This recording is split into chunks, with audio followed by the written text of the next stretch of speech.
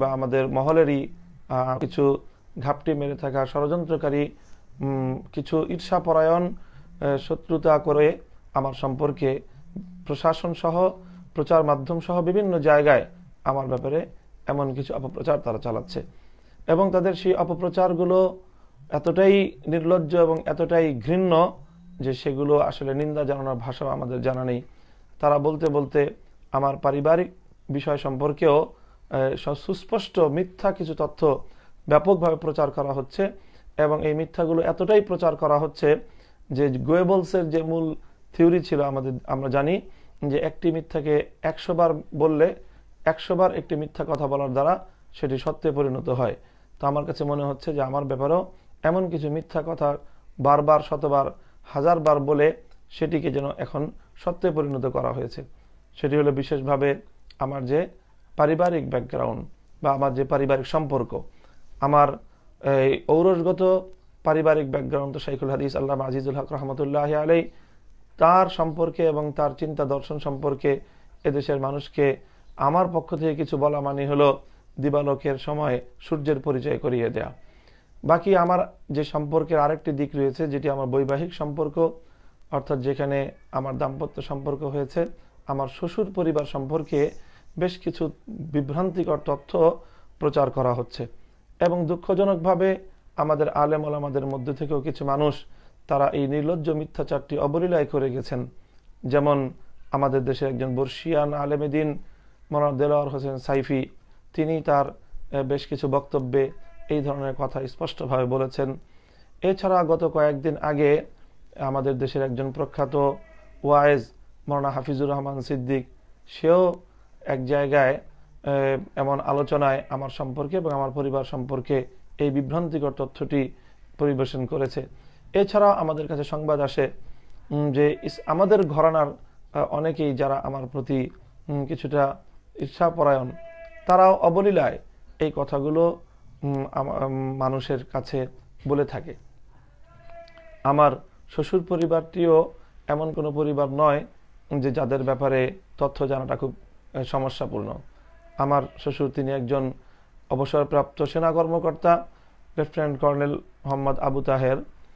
তার সম্পর্কে বাংলাদেশের এই সেনাবাহিনী এবং বিশেষ করে সেনাবাহিনী সংশ্লিষ্ট যে কোনো ব্যক্তিবর্গই তার সম্পর্কে স্পষ্ট জানতে পারেন যে তার ব্যাকগ্রাউন্ডটা কি, তিনি কে। শুনছি তাকে জামাতের রোকন বানিয়ে দেয়া হচ্ছে, তিনি জামাতের রোকন। তো এই যে তার সম্পর্কে এই ধরনের কিছু প্রচারণা, সেটি জামাতের রোকন হওয়া না হওয়া একজন মানুষের জন্য কেমন সেটি ভিন্ন প্রসঙ্গ, কিন্তু বাস্তবতা কি? আমার শ্বশুর সম্পর্কে সুস্পষ্ট যেটা বক্তব্য সেটা হলো যে লেফটেন্যান্ট কর্নেল আবু তাহের সাহেব তিনি কখনোই কোনো রাজনৈতিক দলের সাথে দূরতম কোনো সম্পর্কেও জড়াননি, কখনোই। এটাই হলো তার দীর্ঘ তার জীবনের ইতিহাস। তিনি এই সশস্ত্র বাহিনীতে দীর্ঘদিন সেবা দিয়েছেন, অফিসার হিসেবে, সৎ অফিসার হিসেবে ভূমিকা পালন করেছেন এবং তার দিনদারির যে সূত্র সেটা হলো তিনি দাওয়াত এবং তাবলীগের মাধ্যমে সর্বপ্রথম তিনি দ্বীনের পথে এসেছেন। তিনি এবং তার ফ্যামিলি তারা প্রথমে এই দাওয়াত এবং তাবলীগের সাথে সম্পৃক্ত ছিলেন এবং এখনো পর্যন্ত তিনি দাওয়াত এবং তাবলীগের মেহনতের সাথে নিয়মিতভাবে সম্পৃক্ত রয়েছেন। প্রতি বছরই তিনি চিল্লায় সময় দিয়ে থাকেন এবং দাওয়াত এবং তাবলীগের স্থানীয় মশওয়ারা সহ সকল কাজে কর্মে তিনি সম্পৃক্ত থাকেন। এটি হলো তার দিনদারির একটি বুনিয়াদ। দ্বিতীয় হলো তিনি যে চরমনাইয়ের মরহুম ইসহাক রহমতুল্লাহ আলাইহির যে প্রধান খলিফা ছিলেন, টেকেরহাটের পীর সাহেব নামে খ্যাত মরহুম হযরত মাওলানা দেলোয়ার হোসেন আনসারী রহমতুল্লাহ আলাইহি, সেই দেলোয়ার হোসেন আনসারী রহমতুল্লাহ আলাইহির একজন ভক্ত এবং তার মুরিদ ছিলেন, তার হাতে বায়াত ছিলেন এবং সেখানে তিনি তরিকতের মেহনত করেছেন এবং তিনি সেখানে জিকির আজকারের ওয়াজায়েফ নিয়ে তিনি এখনো মেহনত করেন। তিনি যে এলাকায় অবস্থান করেন ক্যান্টনমেন্ট অঞ্চলের বেশ অনেকগুলো মসজিদে তিনি নিয়মিত জিকিরের হালকা কায়েম করে থাকেন। তো তার নেতৃত্বে হালকায় জিকিরগুলো হয়ে থাকে, সেই এলাকার সকল মানুষ এ ব্যাপারে অবগত রয়েছেন। কাজী এই ধরনের একজন যিনি তরিকতের মেহনতকারী, দাওয়াত এবং তাবলীগের সাথী, সেই লোকটাকে যিনি কখনোই কোনো রাজনৈতিক সংগঠনের সাথে সম্পৃক্ত হননি, তিনি কখনোই কোনো দলের প্রাথমিক সদস্য হননি, এরকম একজন লোককে একটি রাজনৈতিক দলের সর্বোচ্চ ফোরামের সদস্য বলে আখ্যায়িত করা, এটিকে আমি কি ধরনের মিথ্যাচার বলবো? এই কথা মাওলানা দেলোয়ার হোসেন সাইফি সাহেবও বলেছেন এবং মাওলানা হাফিজুর রহমান সিদ্দিকও সে এই কথা বলেছে। এই যে কথাগুলো আমাদের মহল থেকেও কিছু লোক বলছেন এবং তারা বিভিন্ন জায়গায় কথাগুলো এমনভাবে প্রচার করছেন যে এই মিথ্যা কথাটি শতবার বা হাজারবার বলার কারণে এখন এটি একটি সত্যে পরিণত হয়েছে। তারপরে আমার পরিবার এবং আমার আহলিয়া মোহতারামা, আমার বাচ্চার মা সম্পর্কে, আমার স্ত্রী সম্পর্কেও এমন ধরনের মিথ্যাচার করা হচ্ছে। এটা স্পষ্ট কথা যে আমার যেই স্ত্রী শাইখুল হাদিস আল্লামা আজিজুল হক রহমতুল্লাহ আলাইহির পুত্রবধূ, এমন একটি পরিবারের একজন পুত্রবধূ সম্পর্কে মুখ খোলার সময় মাওলানা দেলোয়ার হোসেন সাইফি সাহেব, আপনাদের মুখ একটু কেঁপে উঠলো না, বুকটা একটু কেঁপে উঠলো না? শাইখুল হাদিস রহমতুল্লাহ আলাইহির পরিবারের ব্যাপারে আপনি মন্তব্য করতে গিয়ে এতটুকু সতর্কতা অবলম্বন করার প্রয়োজনীয়তা আপনি অনুভব করলেন না? আপনি একটু জেনে নিতে পারতেন যে শাইখুল হাদিস রহমতুল্লাহ আলাইহির পরিবার বাংলাদেশে কোনো অখ্যাত পরিবার নয়। মাওলানা হাফিজুর রহমান সিদ্দিক সাহেব এই কথা বলে বসলেন নির্দ্বিধায়, অথচ তিনি এটা জানতে পারতেন যে শাইখুল হাদিস রহমতুল্লাহ আলাইহির পুত্রবধূ বাস্তবিক পক্ষেই তাদের পারিবারিক এমন কোনো বিষয় রয়েছে কিনা। আমার স্ত্রী সে কোনো ছাত্রী সংস্থার বা ছাত্রী সংগঠনের কোনো প্রাথমিক সদস্য পূরণ করা তো দূরের কথা, সংগঠনের নামও সে কোনোদিন শুনেনি। এমন একজন মানুষকে সেই দলের একজন নেত্রী বানিয়ে দেওয়া হচ্ছে।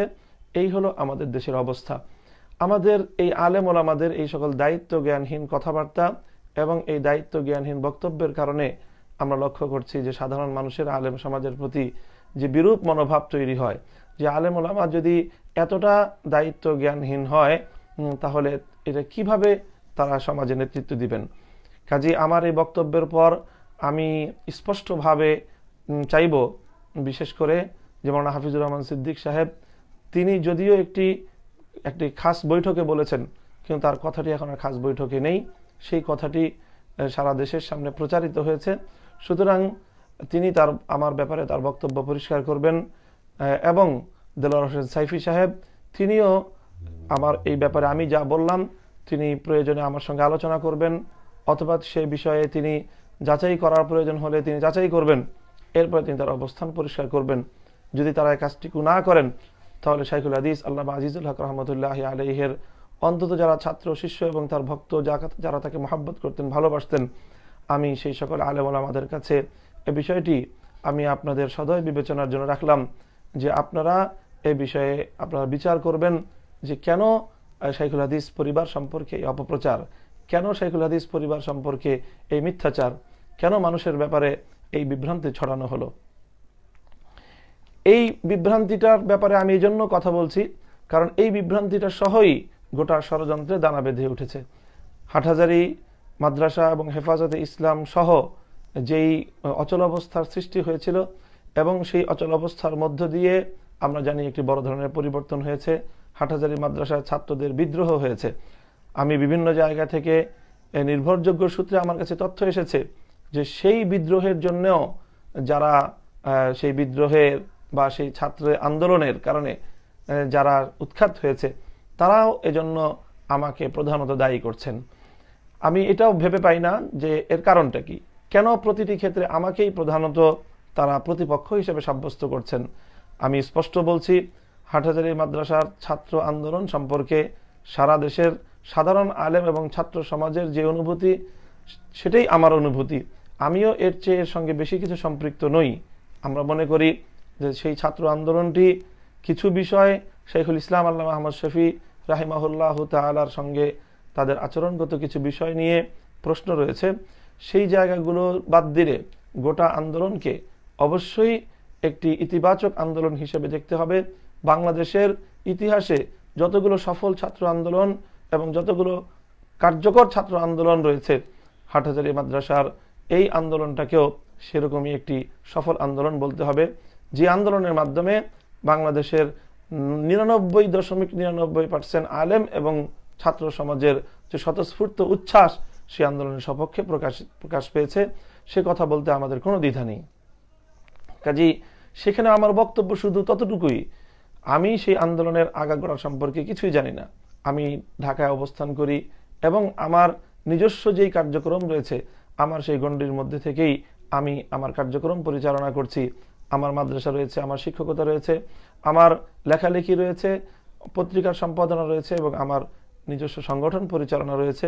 এই সকল কার্যক্রমগুলো পরিচালনা করে এর বাইরে ভিন্ন কোনো কার্যক্রমের সাথে সম্পৃক্ত হওয়ার অবকাশ আমার জন্য খুবই সীমিত রয়েছে। তবে হ্যাঁ, আমি আগাগোড়াই ওই সময়টায় আল্লামা জুনায়েদ বাবু নগরী দামাত বারাকাতুহুমুল আলিয়া, ওনার যে অবস্থান, ওনার যে বক্তব্য, সেটার বলিষ্ঠ সমর্থক ছিলাম এবং ওনার অবস্থানকেই আমি যৌক্তিকভাবে এবং দালিলিকভাবে প্রামাণিকভাবেই আমি সঠিক মনে করেছি। এজন্য আল্লামা জুনায়েদ বাবু নগরীর পাশে দাঁড়িয়েছি এবং দ্ব্যর্থহীন ভাষায় আমি ওনার সপক্ষে আমার লেখালেখি এবং আমার বক্তব্যকে আমি অব্যাহত রেখেছি। এবং আল্লামা জুনায়েদ বাবু নগরীর ছেলের এই অলিমা অনুষ্ঠানে শুধু ঢাকা থেকে হুজুরের অনুরোধে আমরা বাবুনগরে উপস্থিত হয়েছি এবং সেখানে আমি উপস্থিত জনতাকে উদ্বুদ্ধ করেছি বাবুনগরের মানুষ যেন এবং চট্টগ্রামের মানুষ যেন বিশেষ করে আল্লামা জুনায়েদ বাবু নগরীকে তার সত্য এবং সঠিক পথে এই অবিচলতায় তারা যেন তাকে সাহস যোগায় এবং তারা যেন তাকে সহযোগিতা করে। আমার এই বক্তব্যগুলো এবং আমার এই অবস্থানগুলোর কারণে যারা সেই ছাত্র আন্দোলনে উৎখাত হয়েছে এবং যারা শাইখুল ইসলাম আল্লামা আহমদ শফি রাহিমাহুল্লাহ তাআলার মাধ্যমেই যাদের রাজনৈতিক যেই ইসলামী রাজনীতিতে তাদের যে অবস্থান সেটা ধিকৃত হয়েছে, প্রত্যাখ্যাত হয়েছে, সেই পরাজিত মহলটিও আজকে আমরা লক্ষ্য করছি যে এই ষড়যন্ত্রের সাথে সম্পৃক্ত হয়েছে। মাওলানা হাফিজুর রহমান সিদ্দিক সাহেব তাদের সাথে ওঠা বসা করেন, এর স্পষ্ট বিভিন্ন প্রমাণ আমাদের কাছে রয়েছে।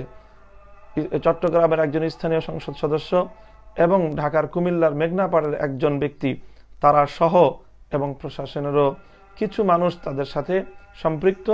তারা একটি চক্র তৈরি করে মনে হচ্ছে রাষ্ট্র এবং সরকারকে আমার ব্যাপারে বিভ্রান্ত করছে।